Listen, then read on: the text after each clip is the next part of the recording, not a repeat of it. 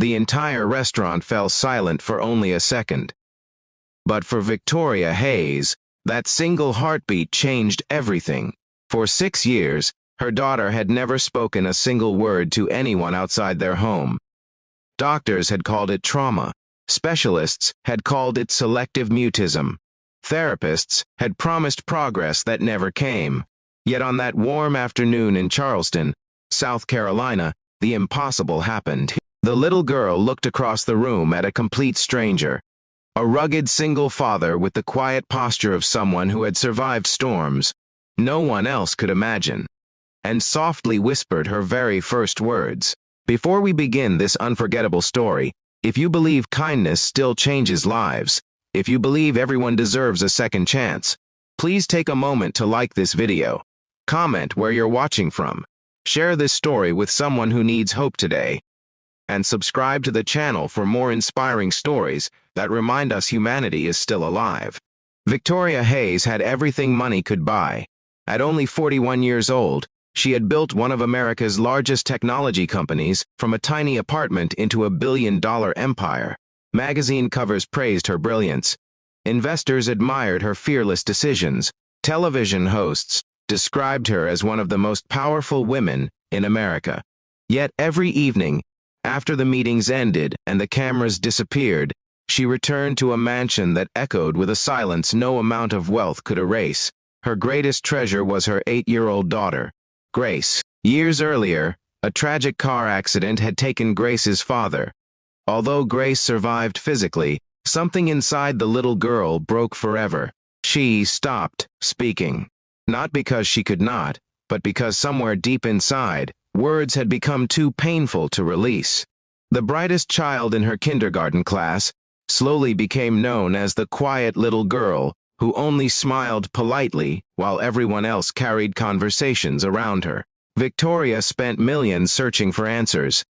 The finest pediatric psychologists in Boston, the leading speech therapists in California, child trauma specialists from New York. Every expert offered hope. None delivered a miracle. Eventually, Victoria stopped believing miracles existed. One Saturday afternoon, hoping simply to give Grace a normal day away from business and hospitals, Victoria took her to a waterfront restaurant overlooking Charleston Harbor. Grace quietly colored in a notebook while Victoria answered emails she couldn't bring herself to ignore. Across the room sat another parent. His name was Michael Carter. Unlike Victoria, Michael's life had never been surrounded by luxury. A former Navy SEAL, he had served his country through years of dangerous missions that left invisible scars far deeper than the physical ones. After losing his wife to cancer, he became the only parent to his 6-year-old son, Noah. Life after military service had been harder than any deployment. Michael now repaired boats at a local marina. The paycheck barely covered rent, groceries, and Noah's school supplies. Yet everyone who knew him admired one thing that no paycheck could measure. His kindness never disappeared, even after life had taken almost everything from him. While Noah excitedly drew pictures of sailboats, one of his crayons rolled across the restaurant floor. It stopped beside Grace. Grace quietly picked it up. Instead of handing it to Noah immediately, she stared at his drawing. It reminded her of happier days with her father. Noah smiled warmly.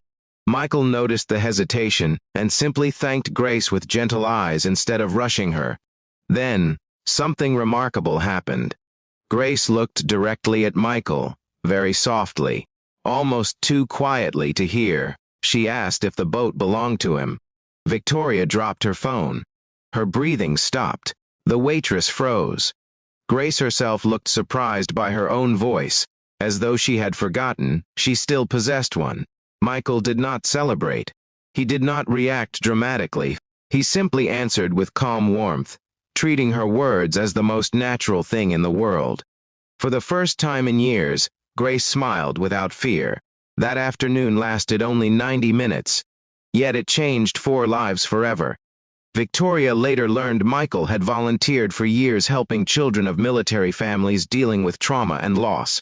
He never claimed to be a therapist.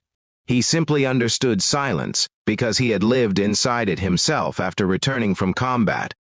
Instead of forcing conversations, he respected quiet. Instead of trying to fix broken hearts, he simply stayed present. Victoria asked whether he would consider meeting Grace again. Michael hesitated, not because he lacked compassion, but because he had learned that healing belonged to children, not adults chasing miracles.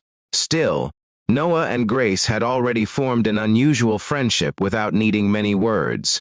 Week after week, the families met at parks, libraries, beaches, and community events. Noah talked enough for both children, while Grace slowly began answering simple questions. First came one word, then two, eventually complete sentences. Her teachers cried the first day she raised her hand in class. Months passed. Victoria noticed another miracle happening. She herself was changing. For years she had measured success through numbers, acquisitions, and headlines. Watching Michael raise his son with patience, despite financial struggles, forced her to confront something uncomfortable. She had built an empire. He had built a home. One evening she quietly visited the marina where Michael worked. His hands were stained with grease. His clothes were worn. Yet he laughed with Noah while repairing an old fishing boat, as though they owned the entire ocean. Victoria realized happiness had never been hiding inside expensive boardrooms.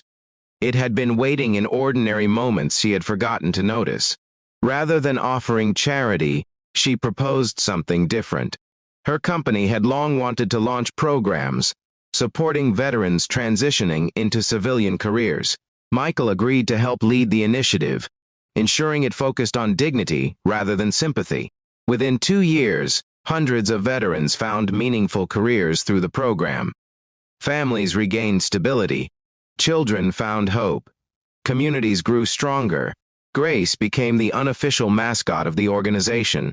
She often welcomed new veteran families with handmade cards that read, "You are not alone." The little girl, who once feared every word, now comforted strangers with them. Victoria often thought back to that restaurant. She realized no amount of money could have purchased what happened that afternoon. Healing arrived disguised as an ordinary encounter between two fathers and two children carrying invisible pain. It reminded everyone that compassion cannot be manufactured. It simply appears when someone chooses to truly see another human being.